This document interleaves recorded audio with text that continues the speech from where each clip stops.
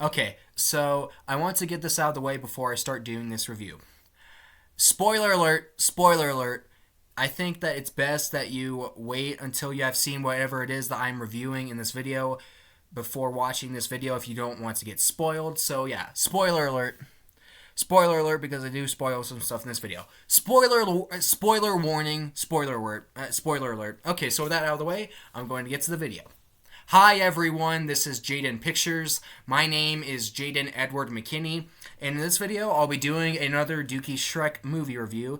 And in the last Dukey Shrek review I reviewed Vanilla Rabbit Lover 2001 Productions' Dukey 1 project, and in this video I'll be reviewing his Dukey 2 project, which is my favorite Dukey Shrek movie, and one of the reasons for that is because Shrek 2 is my favorite Shrek movie. Now there are times where I think it's a bit better than Shrek 1, although there have been times where I'm more in the mood for Shrek 1 than Shrek 2, and plus there have been times where there have been times where I can't decide which movie's better between Shrek 2 and Shrek 1. But as of right now, I like Shrek 2 a little bit more than Shrek 1, and that is part of why. And Shrek 2, like I said, Shrek 2 being my favorite Shrek movie is one of the reasons why I consider Dukey 2 my favorite Dukey Shrek movie. And there's another reason for that, but I'll get to that when I go through the casting choices for the new main characters in this project in this video. Okay, in fact, let me do that. Let me go over those casting choices right now. Let me go through those casting choices right now. Okay, starting off with the casting choices he had, Vanilla Rabbit Lover had for Human Shrek and Stallion Donkey in this project. Okay, so for Human Shrek, he had Dukey, who he of course has as normal Shrek. He had Dukey turn into Gil from Johnny Test from drinking the Happily Ever After potion in Shrek 2. And by the way, that casting choice was suggested by me. I was the one who suggested him to do that casting choice because Vanilla Rabbit Lover was having a hard time deciding on who to have be Human Shrek, and I helped him out and suggested, I thought about I thought about characters from stuff I thought about characters from stuff I know he likes, and Gil popped into my head, and I was like, hey, he could have Gil from Johnny Test be Human Shrek, and I gave him that suggestion, and he went with that suggestion, and he thanked me for giving him that suggestion in the end credits, and for that, you're welcome, my man. So yeah, he had a Gil from Johnny Test as Human Shrek, as I suggested him to do, and for Stallion Donkey, he had Johnny, who he has as normal Donkey, turn into Jerry from Tom and Jerry from drinking the Happily Ever After potion. Now here's the other reason as to why I prefer Dukey 2 over Dukey 1. Okay, I like Gil and Jerry as Human Shrek and Stallion Donkey more than Johnny and Dukey as the normal versions of Shrek and Donkey. I like that casting choice more. Now, don't get me wrong. I still like Johnny and Dukey as Shrek and Donkey. I still think Johnny and Dukey are a good and fitting choice for Shrek and Donkey. I still think it works well, but I like Gil and Jerry as Shrek and Donkey more because you have Jerry from Tom and Jerry on there, and you have Tom and Jerry in that casting choice. And yeah, I like Tom and Jerry more than Johnny Test. So yeah, that's why I prefer Gil and Jerry as Human Shrek and Stallion Donkey more than Johnny and Dukey as the normal versions of Shrek and Donkey. Although Vanilla Rabbit Lover said that he had a lot more fun having Johnny and Dukey be Shrek and Donkey than Gil and Jerry. While I don't agree with him thinking that Johnny and Dukey as Shrek and Donkey is better, I still respect his opinion on that, and I can still see where he's coming from with that. I think I might have had a bit more fun having Goku and Vegeta be Shrek and Donkey rather than Sonic and Shadow from my Vegeta Shrek series. Yeah, I can see where he's coming from with that. I respect his opinion, even though I don't agree with it, but I prefer Gil and Jerry as Human Shrek and Stallion. I still prefer Gil and Jerry as Shrek and Donkey rather than Johnny and Dukey. Okay, so yeah, those are the casting choices for Shrek and Donkey, for Human Shrek and Stallion Donkey in this project. Now moving on to the casting choice he had for Puss and Boots in this project. Okay, so for Puss and Boots, he had this character named Capper, who is from the 2017 My Little Pony movie, and he had Capper, that character, be Puss and Boots. Okay, now, I'll be honest.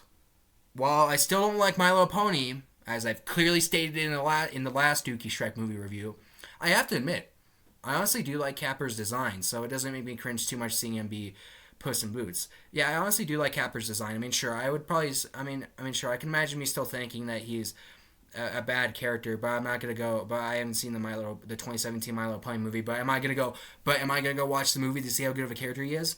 No, because do I like My Little Pony? No. But I still like Capper's design, though. I still think he's a well-designed character. So yeah, it doesn't make me cringe too much saying Capper be Puss in Boots. Now, as for now moving on to the casting choices for Fiona's parents, who are of course King Harold and Queen Lillian. Okay, so for King Harold and Queen Lillian, he had Richard. The guy had Richard from Braceface be King Harold, and he also had Miss Spitz from Braceface be Queen Lillian. And what do I think about that casting choice? All right, let me fix the lighting here. All right, that's better. Okay, so what do I think about that casting choice? Okay, I'll be honest with you guys. I haven't seen Braceface. In fact, I don't remember even knowing what Braceface was I until I found out about until I heard Jay Vader's until I was on Jay Vader's. Oh my gosh, sorry, I know I stuttered too much, but okay, let me start over. Let me start over with that. Okay, so I honestly don't remember knowing what Braceface was until I was on Jay Vader's video he did with his sister, where he and his sister, and it was split into multiple parts by the way, and it was where him and his sister each share what are their top 10 favorite cartoon shows of all time. And yeah, and I remember his sister had Braceface on there, and it was at number 9. So yeah, I remember not knowing what Braceface was until I was on the video, and I haven't seen it, so I probably shouldn't say too much about the casting choice of Richard and Miss Spitz or whoever as King Harold and Queen Lillian, but it still seems like a pretty fitting casting choice. Now, as for Frog King Harold, now here's a casting choice for King Harold that I'm familiar with in this project. For Frog King Harold, he had Tom from Tom and Jerry be Frog King Harold. Now, what do I think about that casting choice? I think that it's a really good casting choice, even though Tom is obviously way too big to play a small frog character, but I still think it works. Tom is my favorite character in Tom and Jerry, and seeing him be King Harold is really good in my opinion. And by the way, I've also seen a Shrek spoof cast video that has him as the normal King Harold, which I think is pretty funny. I'll leave a link to that video in the description below if you want to check it out. And yeah, I like Tom as Frog King Harold. That casting choice works well. That casting choice works really well. Unfortunately, sadly, Tom had to die in the sequel to this movie, Dukey the Third. May he rest in peace. Rest in peace to my favorite Tom and Jerry character, and that probably just gave out a little something for my Dukey the Third review. But yeah, like I said, I like Tom. I like Tom as Frog King Harold. I think it's a really good casting choice. I think Tom's a really good choice for King Harold. Okay, now moving on to the villain casting choices of the spoof project. Okay, so for Prince Charming, he had King Sombra from My Little Pony be Prince Charming in this project, and and he threw in Cozy Glow or whatever her name is for My Little Pony as an extra for King Sombra's sister, and he also had Queen Quaisalis or whoever from My Little Pony be the fairy godmother. Now, what do I think about that? Isn't it obvious? Don't like it. Because I don't like My Little Pony! Okay. But whatever, it's still a spoof cast. He can do what he wants with a spoof cast, just like I can do what I want with my spoof cast. So, yeah, those are the main casting choices for the new main characters. Those are the new main casting choices in the spoof projects, and I just gave my opinions on them. And what else is there to talk about? Now, how good is this project quality-wise? Well, quality-wise, it's still similar quality as it is in Dukey 1, although there is a slight jump in quality between Dukey 1 and Dukey 2 because he's now able to edit in text on the screen. And I could tell from the first part I can tell that in the first part of this project he edited I'm pretty sure he edited 2 videos into one. So yeah, the quality of his videos are getting a bit better. And I can imagine the quality of his videos one day being as good as the quality of my videos. But the quality is still not that good. But I don't blame him for having this quality. Although there are certain big parts that he didn't sync up that well. Like, oh my gosh, the I Need a Hero scene. Okay, which brings me to a problem with this spoof project. Laziness, and this is probably something I should have covered in the Dukey 1 Shrek 1 movie review. Laziness. There's some parts I feel were too overly lazy. Like too over lazy. Like with the I Need a Hero scene. Oh my gosh, I don't want to be too mean to anyone in this video, but I think that the I Need a Hero scene in this project is the worst spoof I've ever seen of this project. Like, it seems like everyone else at least tries to sync up what's going on with that scene. Here, the guy like barely even synced up anything. He didn't sync up anything that was going on outside of the royal ball, with the action and stuff with Mongo. He didn't sync up any of that. He didn't sync up the dancing that much. Throughout the whole thing, he was showing random My Little Pony footage, and he didn't sync it up that well. And to make it even worse, throughout the whole thing, he was showing footage of a show I don't even like. So, like, 1 out of 10 for the I Need a Hero scene of this project. Oh. But to be fair, he understands his laziness. He understands his laziness. I remember hearing him on one of his live streams admit that he was being really lazy with the I Need a Hero scene, and he thinks that he deserves to get criticized for the laziness of the I Need a Hero scene. So it's not like he doesn't know. That he was being lazy with the I Need a Hero scene, and it's not like he doesn't know he was being lazy with the I Need a Hero scene. But is he gonna go back and remake it? No, because he told me that he doesn't go back and remake videos because he doesn't want to waste his life remaking videos. And while that's not something I do, that's still fair. That's still a fair criteria to follow. I don't blame him for following that criteria.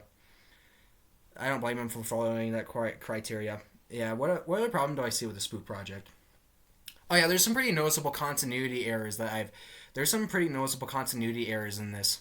Like, okay, so you have Sergeant Pumpus and his band guys at the really early into the movie, and he had Ronald McDonald and his other band guys from this one really short Ronald McDonald cartoon. He had them be those guys, which I thought was a really good casting choice. But then later, he had the big purple guy from that band. I forgot what his name is, but he had him be the dude in Shrek 2 who says, announcing the long-awaited return of the beautiful Princess Fiona and her new husband. Yeah, he also had that guy be that guy. He also had that big purple guy be that guy who says that line, despite the fact that earlier in the film he had him be one of the band boys who were in Shrek's swamp, who were at Shrek's property. And also during the dinner scene, he also had Ronald McDonald be the chef who says dinner is served, despite the fact that earlier in the movie he had him be Sergeant Pumpus, the guy who reads the message, who reads the invitation out loud. So yeah, those are pretty noticeable continuity errors. And he told me, and yeah, those are pretty noticeable continuity errors. But I don't think I blame him too much for having those continuity errors, because continuity errors can be pretty hard to avoid with spoof projects. Yeah, I try to avoid those with my spoof projects, and yeah, I've dug through my spoof projects and noticed some continuity errors that I didn't notice at first, and I went back to fix those continuity errors, and hopefully there's no continuity errors in my Vegeta Shrek series. Ugh. Yeah, hopefully there isn't. It can be those continuity errors can be pretty hard to avoid when spoofing Shrek. Yeah, what else is good about this project? Well, like Dukey 1, there's parts where there's really good parts where he adds in there's parts I think are really good where he adds in dialogue and adds in clips and stuff, and adds in clips and stuff like he did with his Dukey 1, and I think it works really well. A good example is for this part when Puss says this line with a cuss word in it. You still look like a insert cuss word here.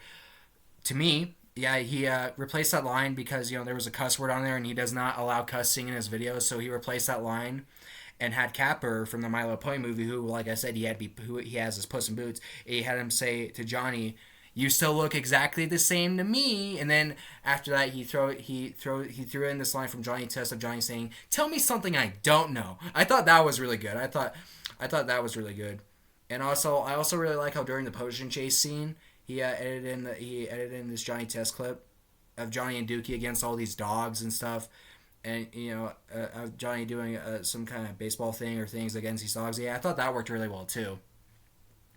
And what else is there? What else is there to talk about this project?